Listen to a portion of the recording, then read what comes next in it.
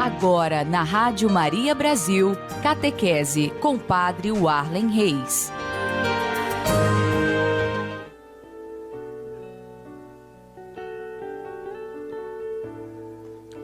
Olá, muito bom dia para você, seja muito bem-vindo e bem-vinda, querido e querida ouvinte da nossa Rádio Maria Brasil.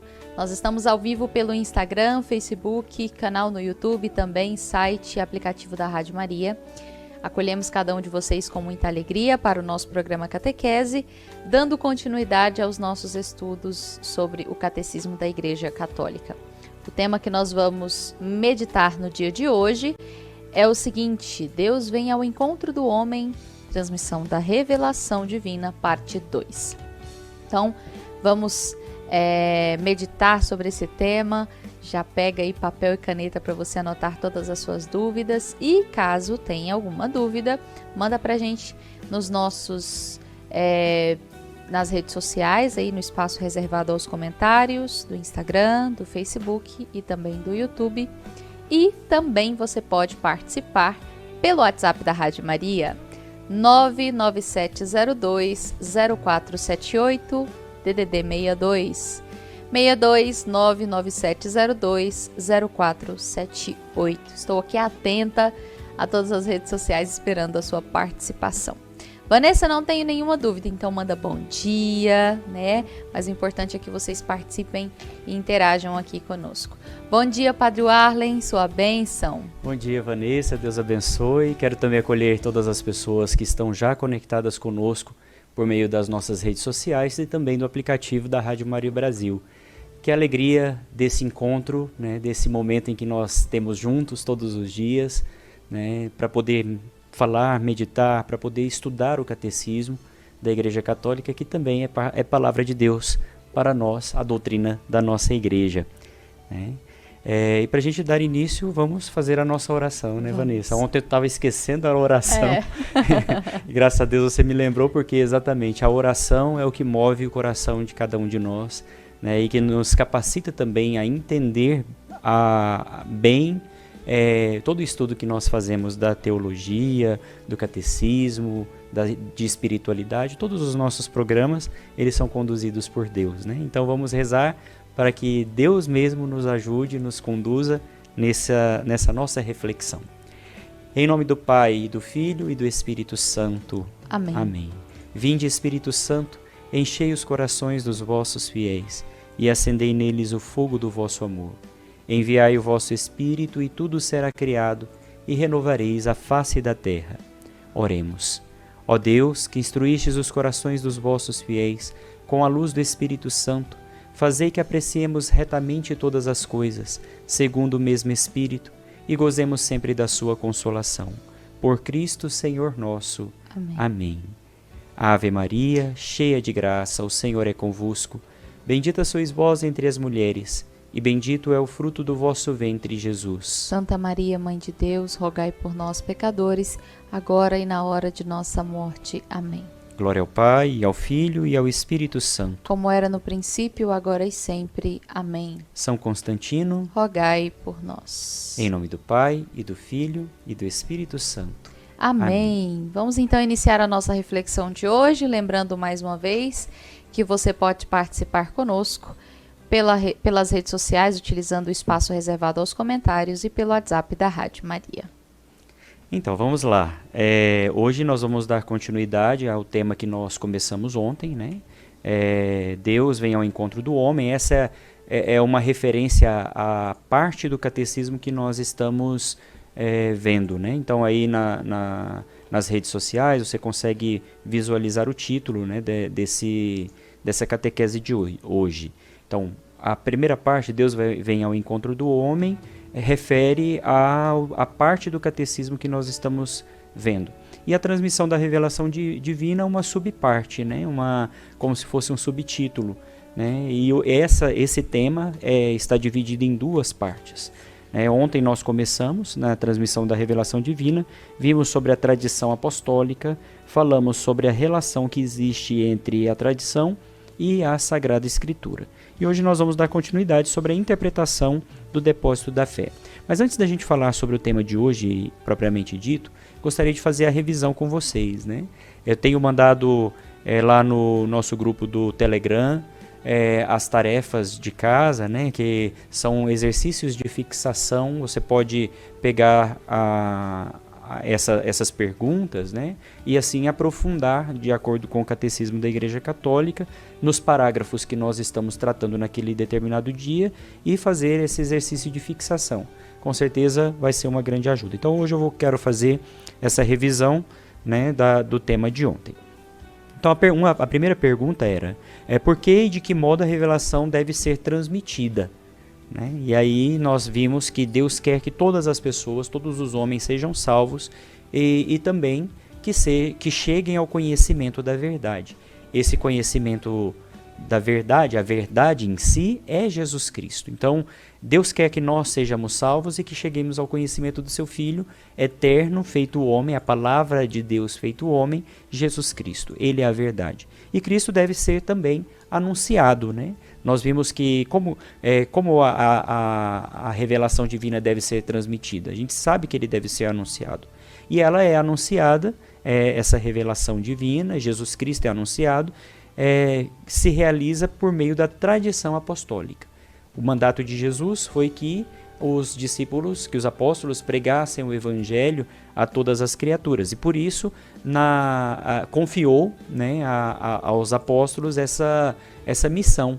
E é por meio da tradição apostólica, os apóstolos e os sucessores dos apóstolos, os bispos, né, esse anúncio chega, né, essa boa nova chega a todos nós. A segunda pergunta era, o que é a tradição apostólica? Né? E aí o Catecismo vem dizer para nós que é a transmissão da mensagem de Cristo, realizada desde as origens do cristianismo, pela pregação, testemunho, as instituições, o culto e os escritos inspirados. E aí nós entramos um pouquinho sobre a questão da Sagrada Escritura, né? Os livros inspirados são aqueles que compõem o cânon bíblico, né, do Antigo Testamento, de acordo com a tradição judaica, e do Novo Testamento com a tradição apostólica. E os apóstolos e os bispos transmitem aos seus sucessores, né, os apóstolos transmitem aos seus sucessores, os bispos, né, transmitem essa mensagem deixada por Jesus, e exatamente essa é a tradição apostólica, né? Aquilo que os apóstolos receberam de Jesus, os apóstolos conferem aos seus sucessores, que são os bispos. E a terceira pergunta, como se realiza a tradição apostólica? Se realiza com a transmissão viva da palavra de Deus, que é a tradição. Né, a transmissão viva da palavra de Deus por meio da tradição, que primeiro foi anunciado, foi uma pregação oral, foi um ensinamento passado, né, para as gerações seguintes, e depois essa tradição apostólica ela foi consignada em livros. Né? Então, com a Sagrada Escritura também se realiza a tradição apostólica. Depois de pregada a tradição apostólica, aquilo que receberam de Jesus, eles escreveram livros que compõem a Sagrada Escritura. No Novo Testamento, no nosso cânon bíblico católico, né, nós temos 27 livros do Novo Testamento. Depois um outro dia a gente vai entrar um pouco mais profundamente sobre essa questão, né, as divisões dos livros da Sagrada Escritura. Vamos ter um dia para poder falar sobre isso com profundidade. E a quarta pergunta, que relação existe entre a tradição e a Sagrada Escritura? Nós vimos que entre a tradição e a Sagrada Escritura existe uma ligação muito próxima, né? Está muito estreitada, né, essa relação entre eles. Por quê? Em primeiro lugar, porque tem a mesma fonte. Essa fonte é o próprio Deus, a mesma fonte divina. Ou seja, a Sagrada Tradição tem como sua fonte Deus e a Sagrada Escritura tem como sua fonte Deus. Portanto, elas constituem um só depósito da fé. Então, quando nós falamos do depósito da fé, a gente até citou, né, na nossa conversa de ontem, nós citamos que existem 3 pés, né, é um tripé ou 3 colunas do depósito da nossa fé que sustentam a nossa fé: Sagrada Tradição, Sagrada Escritura e o magistério da Igreja. Tá bom? Então, aqui encerra essa primeira parte da revisão da nossa catequese de ontem, e hoje nós vamos dar início à nossa segunda parte sobre a transmissão da revelação divina. Tá bom? Então vamos lá. No seu catecismo da Igreja Católica, se você está aí com um livro, né, do catecismo, ou se você está com o site aberto, né, do Vaticano, com o seu PDF, de repente, né, impresso talvez, do Catecismo da Igreja Católica, o parágrafo é o 84. Teve aí um pequeno problema com a energia aqui da sede da Rádio Maria Brasil, na cidade de Goiânia, mas a gente já conseguiu ligar todos os computadores, né, para poder retomar a nossa transmissão. Estamos em um novo link, então você que está aí nos acompanhando, que já conectou nesse novo link, manda mensagem para quem você viu, que conhece, que estava lá nas outras lives, né, nos outros links, e pede para conectar aí, para poder a pessoa também não perder o conteúdo da catequese de hoje. Esse vídeo, bem como o outro, né, que nós estávamos transmitindo após a catequese terminar, a gente vai fazer edição, vai juntar os 2 vídeos e ele vai ficar disponível no nosso canal no YouTube para que vocês possam acompanhar na íntegra. Todos os programas aqui da Rádio Maria ficam salvos de acordo com cada playlist de programa. Vamos dar continuidade, padre? Vamos lá, né? Que bom que a gente conseguiu voltar. Graças a Deus. Então, olha só, nós estávamos falando então, fizemos a revisão, né? E estávamos exatamente começando o tema da catequese de hoje, né? Falando sobre a interpretação do depósito da fé. O depósito da fé, ou seja, tudo aquilo que Jesus deixou, né, para a igreja e que ofereceu para os apóstolos como verdade revelada e que deve ser acreditada, que deve ser colocada como princípio de fé para a nossa vida, para a nossa salvação, ela foi confiada à totalidade da igreja. Né? Então, nesse sentido, né, o patrimônio sagrado da fé, que é chamado no latim depositum fidei, ou seja, o depósito da fé, contido na Sagrada Tradição e na Sagrada Escritura, foi confiado pelos apóstolos à totalidade da igreja. Então, toda a igreja é depositária, toda a igreja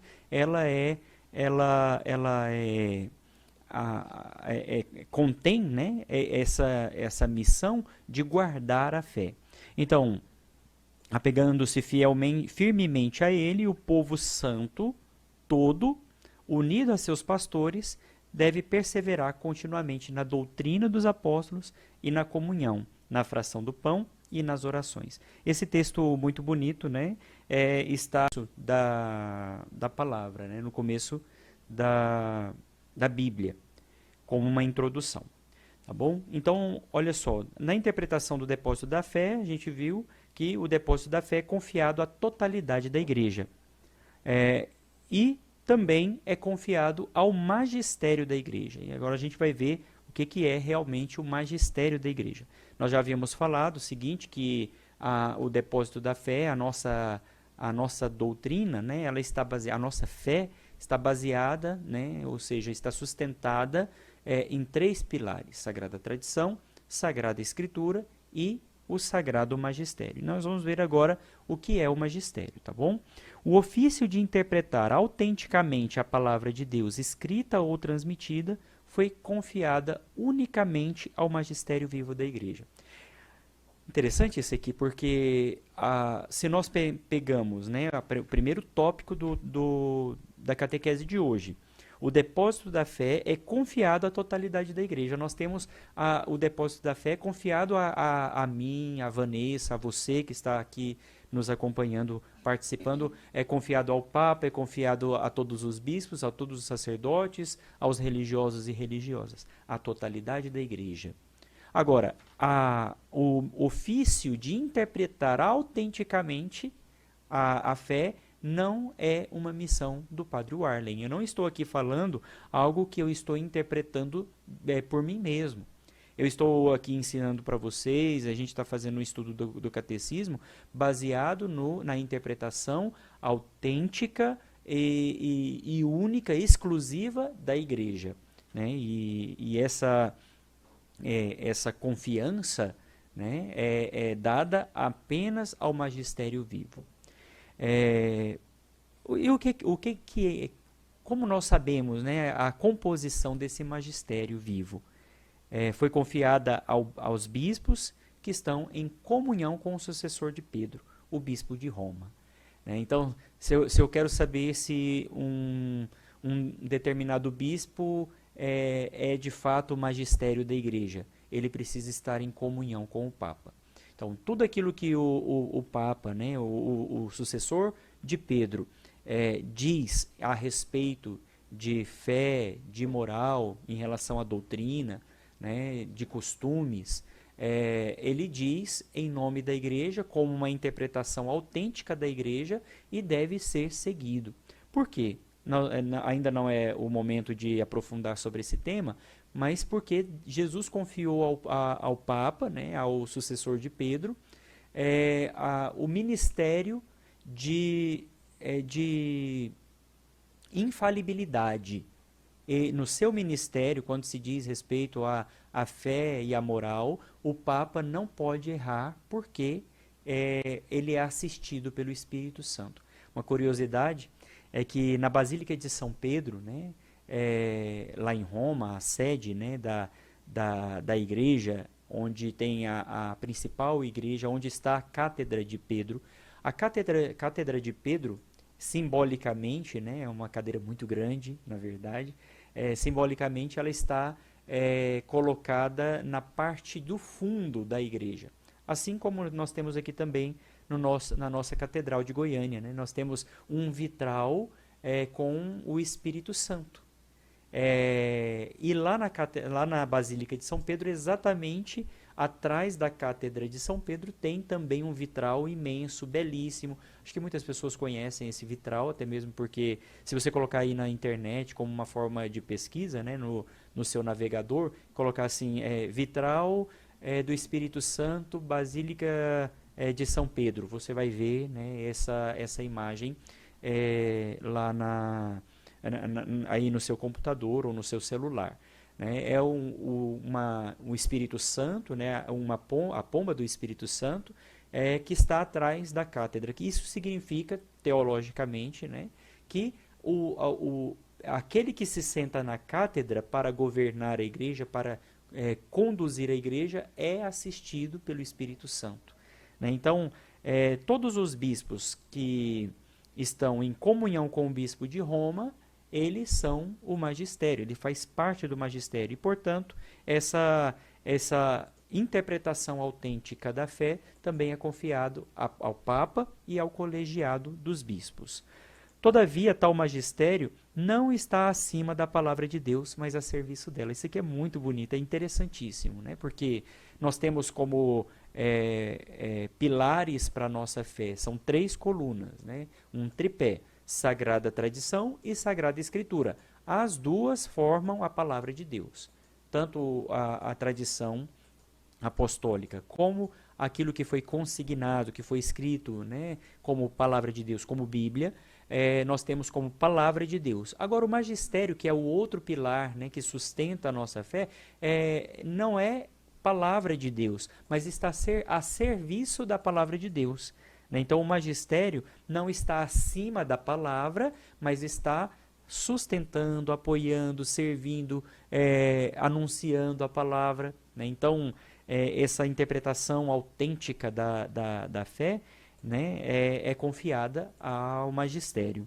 Né? Então, nós poderíamos dizer o seguinte, que por mandato divino, com assistência do Espírito Santo, piedosamente, o magistério, a igreja, né, ela ausculta a palavra, né, e aqui o termo auscultar é muito mais do que uma simples escuta, é muito mais do que um simples ouvir. Quando nós pegamos, por exemplo, vamos ao médico, né, e aí o médico pega aquele aparelho, né, que eu não vou agora lembrar o nome exato, não sei se é estetoscópio, alguma coisa assim, ele coloca no ouvido, né, aquele aparelho, coloca sobre o nosso peito, pede que a gente respire, né, e aí ele faz uma escuta atenta do nosso coração, do nosso pulmão, né, para saber se existe algum tipo de enfermidade. Então ele faz a ausculta do nosso coração. Então esse termo aqui colocado no catecismo não foi colocado indiscriminadamente, né? Quando o Papa escreve, né, quando a comissão para a promulgação do catecismo escreve esse texto, usa exatamente essa palavra para dizer que piedosamente ausculta a palavra de Deus, ou seja, tem uma escuta que é atenta, que está ali com toda a sua atenção voltada para aquela realidade. Então, ausculta aquela palavra, santamente aguarda e fielmente a expõe. Por isso a igreja não pode mudar a Sagrada Escritura.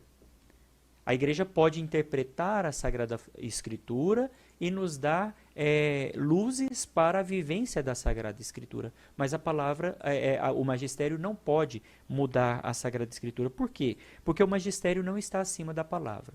Uma certa vez, né, eu faço também atendimento na Cúria, aqui na Arquidiocese de Goiânia, eu sou o chanceler da Arquidiocese, então eu tenho muitos atendimentos, né? E faço muito atendimentos a pessoas que muitas vezes se divorciaram e está passando por essa situação tão complicada, né, que nós encontramos hoje no nosso tempo. As pessoas já não têm mais a firmeza, né, de tentar o sustento do seu sacramento, do matrimônio, acaba muitas vezes se divorciando. E aí muitas vezes a gente é questionado, né? Mas não vai mudar essa realidade, eu tenho o direito de ser feliz, né? Muitas vezes é o discurso que nós ouvimos. E aí essa realidade é uma realidade que é impossível de ser mudada. Por quê? Porque em relação ao matrimônio, por exemplo, né, a Sagrada Escritura diz que o que o homem uniu, o que Deus uniu, melhor dizendo, o que Deus uniu, o homem não separe. Então, ouvimos isso, né, entre aspas, ouvimos, porque está na verdade escrito, mas foi da boca de Jesus que os apóstolos ouviram essa palavra e que escreveram a Sagrada Escritura. Foi ele que disse que o homem deixará pai e mãe, se unirá à sua esposa e eles serão uma só carne, e que Deus uniu, o homem não separe. Então, dito pela boca de Jesus, é impossível de dizer que a igreja algum dia vai fazer alguma alteração a respeito da Sagrada Escritura, porque o magistério está a serviço da palavra e não acima da palavra. Aconteceu, de fato, uma realidade na história, né, na história da humanidade, que toca também a história da igreja, que num determinado momento da história, lá no Reino Unido, né, na Inglaterra, o rei da Inglaterra, Henrique VIII, ele querendo se casar com Ana Bolena, e já sendo casado com outra mulher, ele exigiu que o Papa desse para ele uma carta de divórcio.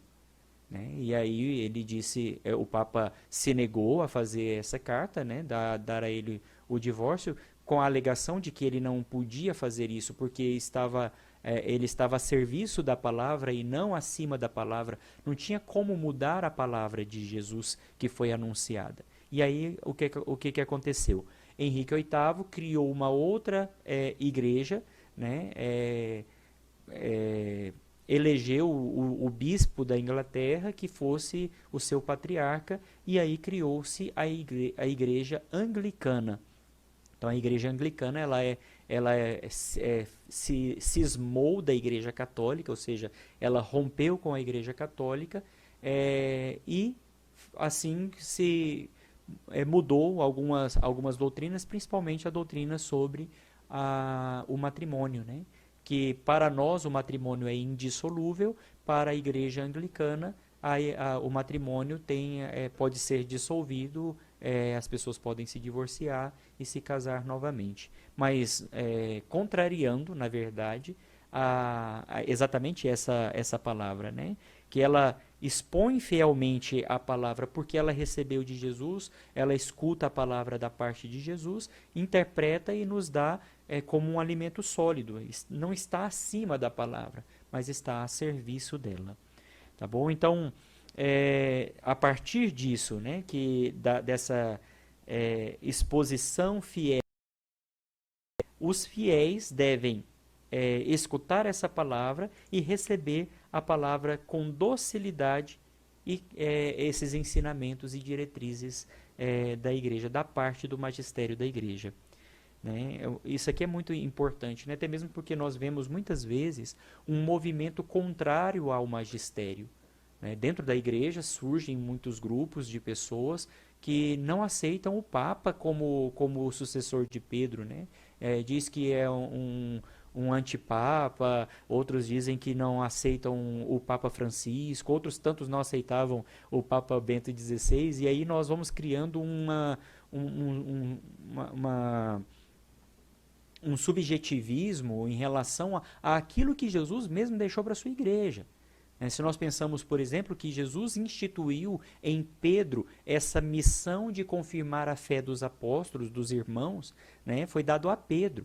Pedro, lá no capítulo 16 do Evangelho segundo São Mateus, ele recebe de Cristo, depois de professar a fé, tu és o Cristo, o Filho do Deus vivo, ele recebe das mãos de Jesus, espiritualmente dizendo, né, as chaves do reino dos céus. Tanto é que a imagem de São Pedro, depois vocês podem procurar também na internet, se você tem uma imagem de São Pedro em casa, geralmente a imagem é representada com duas chaves cruzadas, Pedro segurando essas duas chaves. Uma é dourada e a outra é prateada. A dourada é a chave do reino dos céus, né? Que tudo que ligar no céu é desligado na terra. A prateada é aquela que desliga na terra. Liga no céu, liga na terra. Desliga no céu, desliga na terra.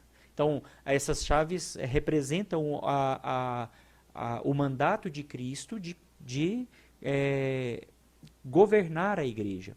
Aos apóstolos, Jesus não deu as chaves. Lá no capítulo 18 de Mateus, Jesus dá aos apóstolos não as chaves da igreja, mas dá a missão de ligar e desligar. Quem tem as chaves da igreja? O Papa. Quem tem a força de ligar e desligar? Aqueles que estão unidos ao Papa. Né, os bispos e nos bispos os sacerdotes que têm a missão de ligar e desligar. Mas destacado do Papa, ninguém tem o poder das chaves. Né? Pedro tem as chaves e o poder das chaves, ou seja, o Papa Francisco tem as chaves e o poder das chaves, enquanto todos os outros bispos não têm as chaves, mas têm o poder das chaves. Né? Unidos ao Papa podem ligar e desligar, porque todo o colégio dos bispos se torna o magistério da igreja. Todo bispo unido ao Papa é magistério da igreja. Então esse movimento que nós muitas vezes encontramos de uma aversão vai contrário àquilo que Jesus deixou lá nos últimos capítulos de João. Né? Quando Pedro, depois de ter negado Jesus por 3 vezes, ele faz uma profissão de amor a Jesus. Né? Primeiro, Pedro recebe o poder das chaves quando ele professa a fé. Tu és o Cristo, o Filho do Deus vivo. Agora, a força de guiar os apóstolos vem quando ele faz uma profissão de amor. Pedro, tu me amas? Sim, Senhor, eu te amo. Tu sabes tudo, eu te amo. E depois Jesus diz, apacenta as minhas ovelhas. E depois pergunta, Pedro, tu me amas? Pela segunda vez. Senhor, tu sabes que te amo, apacenta os meus cordeiros. E pela terceira vez, Pedro, tu me amas? Sim, Senhor, tu sabes tudo, tu sabes que eu te amo. Pedro se entristece porque Jesus pergunta pela terceira vez e Jesus diz, então apacenta os meus cordeiros, que significam aqueles sacerdotes que oferecem o sacrifício em nome de Cristo pelo bem do povo. Né? Todos os sacerdotes, bispos e padres no mundo inteiro. Então, confirma eles na fé. Jesus está dizendo, então, nesse amor que você professa por mim, confirma na fé os meus irmãos, né? Os meus eleitos, né? Aqueles que foram chamados por Deus para o anúncio do Evangelho. Portanto, meus queridos irmãos e irmãs, né? Os fiéis da igreja devem acolher tudo aquilo que a igreja proclama, anuncia por meio do seu magistério, com docilidade. E a docilidade é um fruto do Espírito Santo. A docilidade é um dom, uma graça que nós recebemos da parte de Deus. Ser dóceis ao Espírito Santo é um dom de Deus. Então se abra a essa docilidade para ser de fato um crente, né? Aquele que crê, aquele que professa a fé, aquele que vive a fé. Então, dando continuidade, nós vimos que a interpretação do depósito da fé foi dada para a totalidade da igreja, e foi dada para o magistério da igreja, que tem o ofício de interpretar autenticamente a fé, que não está acima da palavra, mas a serviço dela, e nós temos então os dogmas da fé. Os dogmas da fé, né, são verdades interpretadas, verdades reveladas por Cristo, interpretadas para a igreja e dadas a nós como uma verdade que deve ser crida. Vamos ver o que o Catecismo diz aqui no parágrafo 88. Ele diz assim: o magistério da igreja empenha plenamente a autoridade que recebeu de Cristo quando define dogmas. Então, quando a igreja proclama um dogma, ela está exercendo o chamado de Cristo de anunciar a palavra que foi confiada pelo próprio Cristo.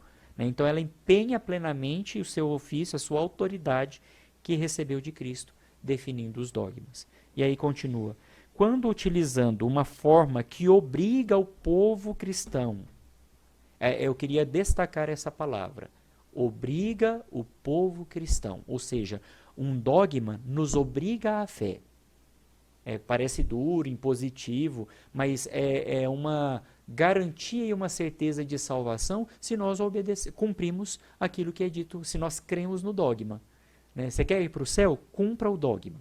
Você quer ir para o céu? Quer viver plenamente com Cristo?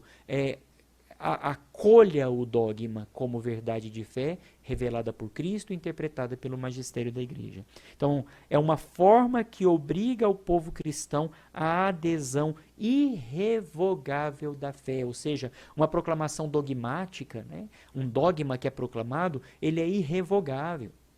Você pode pegar na história da igreja, em todos os documentos, são milhares de documentos ao longo desses 2000 anos de cristianismo, de catolicismo. Você nunca vai ver um papa negando o que o outro papa disse. Naquilo que diz respeito aos dogmas, você nunca vai ver um papa contradizendo o que o outro papa disse anteriormente. O que pode acontecer é um aprofundamento, uma ampliação, daquilo que um dogma foi proclamado, num entendimento maior sobre aquela definição dogmática. Mas você nunca vai ver uma declaração dizendo de um dogma que foi proclamado e que agora foi retirado esse dogma porque um outro papa não concordou. Você nunca vai ver isso na igreja. Por quê? Porque a nossa fé, ela é uma continuidade.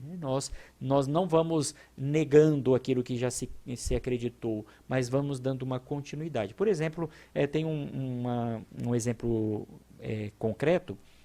Há um certo tempo atrás, quando o Papa Bento XVI era titular, agora ele é emérito, mas quando ele era titular, ele fez proclamou uma doutrina a respeito do limbo e das crianças que morrem sem batismo.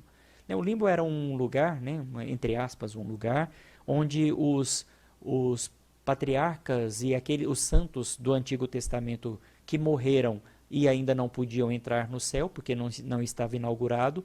O céu foi inaugurado depois que Jesus desceu à mansão dos mortos, ele sobe aos céus. Então, quando ele sobe aos céus, Jesus inaugura para a humanidade o céu.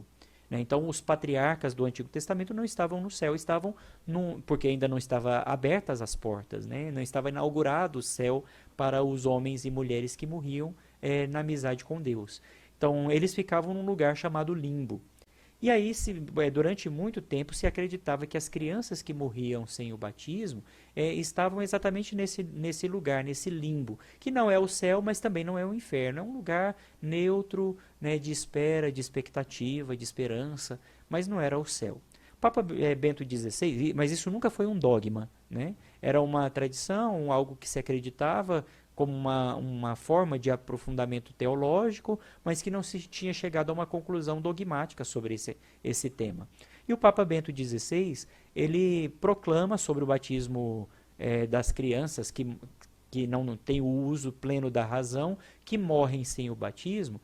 Ele diz que essas crianças com certeza vão para o céu, porque se eles não têm a culpa, né, dos seus pecados, porque não têm a plenitude da sua razão, eles então vão para o céu. Agora, o que o Papa Bento XVI ainda afirmava é que não se deve esvaziar o valor do batismo das crianças por causa de uma doutrina proclamada a respeito do entendimento sobre a salvação, sobre a nossa ida para o céu, para as crianças que não têm culpa de não terem sido batizadas e morreram antes da plenitude do uso da razão, né, do seu pleno uso da razão.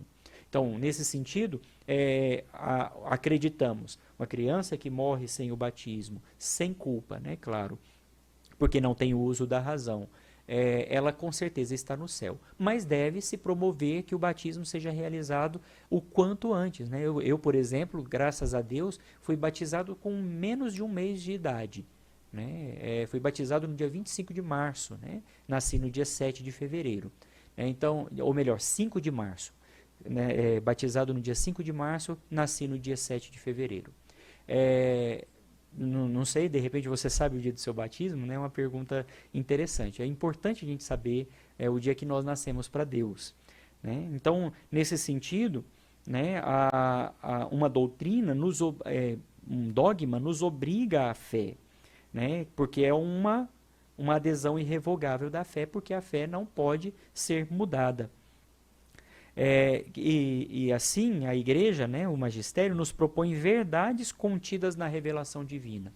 Né? Não são verdades contidas na mente do Papa, né? São verdades contidas na revelação, ou seja, o fundamento de todo o dogma é o que Jesus anunciou como verdade. Ou verdades que com estas têm necessária conexão, né? Ou estão contidas na revelação, ou estão conectadas com essa revelação.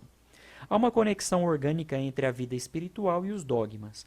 Os dogmas são luzes no caminho de nossa fé, que o iluminam e tornam seguro. É como eu dizia agora há pouco, né? Se você quer ter uma certeza de ir para o céu, né? Deixe que a luz da verdade nos dogmas te ilumine. É um caminho seguro para o céu. Né? Nós então agora passamos para o outro tópico, o senso sobrenatural da fé, parágrafo 91. Então, todos os fiéis participam da compreensão da transmissão da verdade revelada. Receberam a unção do Espírito Santo, que os instrui e os conduz à verdade em sua totalidade. O conjunto dos fiéis, esse aqui é muito importante, né? O conjunto dos fiéis não pode enganar-se no ato de fé. Então, se a gente pega a totalidade de todos os fiéis, o senso comum, né? Esse senso comum da fé não engana. Então, todos os fiéis juntos não podem se enganar em relação à doutrina, à revelação.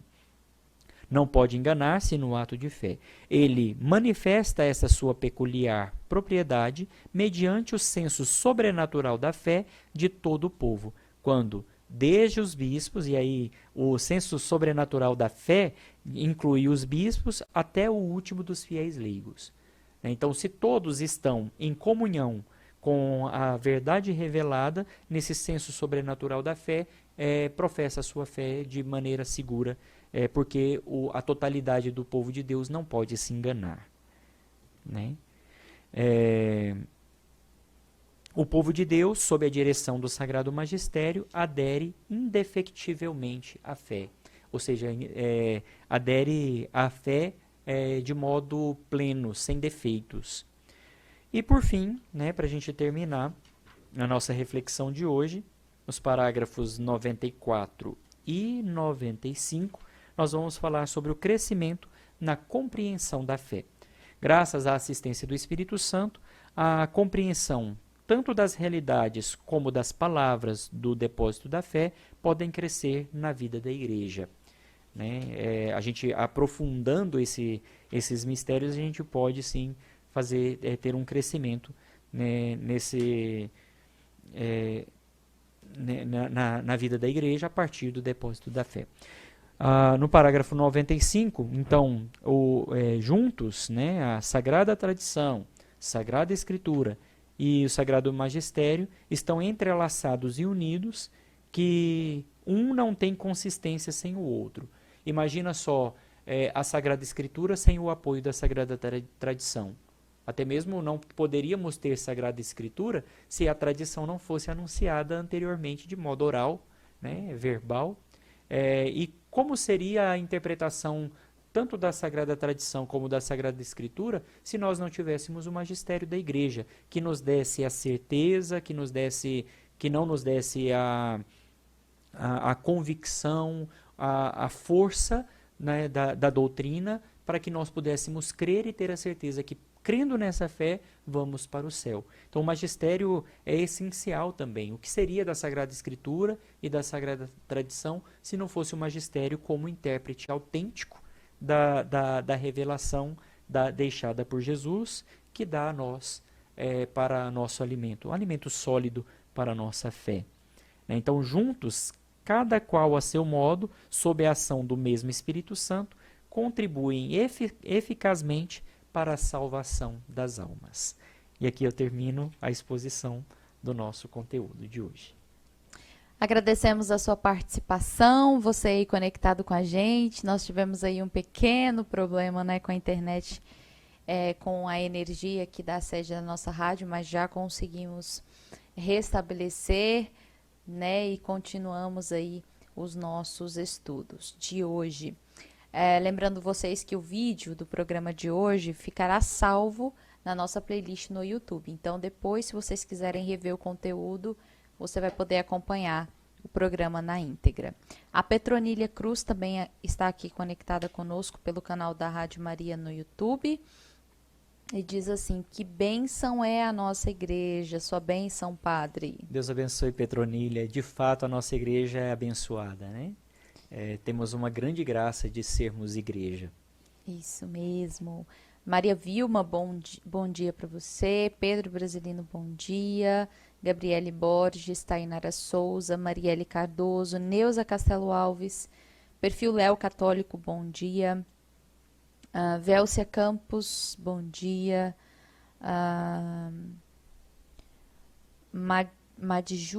Medjugorje. Medjugorje. Sejam bem-vindos. Osânia Monsef, bom dia. Remédios Costa Leite, bom dia, Remédios, tudo bem?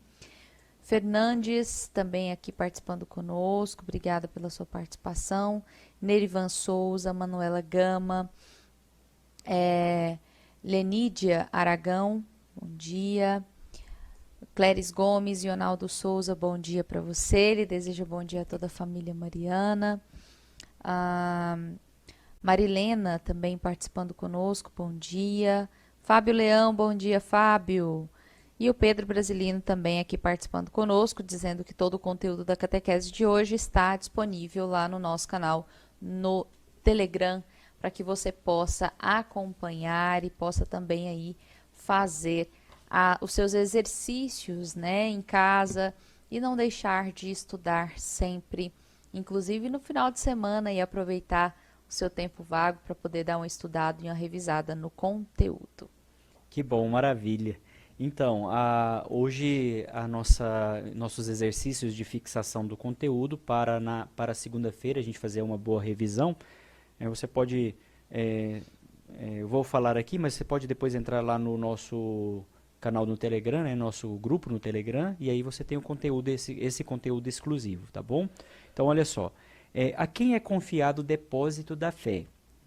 A segunda pergunta: a quem cabe interpretar autenticamente o depósito da fé?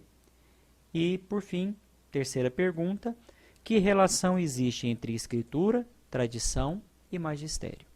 Tá bom? Essas perguntas com certeza vai ajudar vocês a aprofundar nesse conteúdo, nesses temas, né? Eu quero destacar aqui uma pessoa também lá do Sertão de Alagoas, né, de Inhapi, a Manuela Gama, que está nos acompanhando também. Né? Fico muito feliz, né, Manuela, que você esteja aí junto conosco nessa nossa catequese, tá bom? Divulga aí pro pessoal, né? Tenho muitos amigos por lá, né? Faço sempre uma missão muito bonita em honra de Nossa Senhora da Saúde, né? A cada ano, não foi esse ano por causa da pandemia, mas com fé em Deus, no próximo ano vamos nos encontrar novamente, tá bom? Que o Senhor possa nos abençoar neste dia, nessa sexta-feira e também para o nosso final de semana. Nós pedimos a bênção do Senhor sobre as nossas vidas e sobre o nosso coração. Isso. A Tainara também, uma amiga minha, disse o seguinte: bom dia, Padre Warlen, e a todos. Mesmo com o problema da internet, não houve perca, pois o conteúdo foi muito rico. Né? Obrigado, Tainara, pela participação e, de fato, eu concordo contigo. Essa riqueza do nosso conteúdo, da nossa catequese, com certeza supera todos os problemas físicos que nós temos às vezes, né? Porque estamos sujeitos a isso. Então, minha gente, antes de dar a bênção final, eu gostaria só de lembrá-los a importância que a Rádio Maria tem no Brasil e no mundo. Né? E para que nossa rádio chegue a muitas pessoas, a tantas outras realidades, é necessário que nós contemos com você. Em primeiro lugar, a oração, já que a oração é o principal pilar da Rádio Maria Brasil, né? A rádio, ela se sustenta na oração, então eu conto com a sua oração. Agora, existem outras formas também de você colaborar, sendo um voluntário na Rádio Maria, né, divulgando os links da nossa rádio para que as outras pessoas possam baixar o aplicativo, entrar nas redes sociais e participar junto conosco. Né? E outra forma também, e numa campanha intensa que nós temos feito, porque nós queremos que o coração da Rádio Maria se concretize logo, que é exatamente a Capela do Santíssimo, aqui do nosso estúdio, que ainda não está pronta. Nós precisamos de uma participação financeira, né? Das pessoas que puderem ajudar, independente do valor, da quantidade.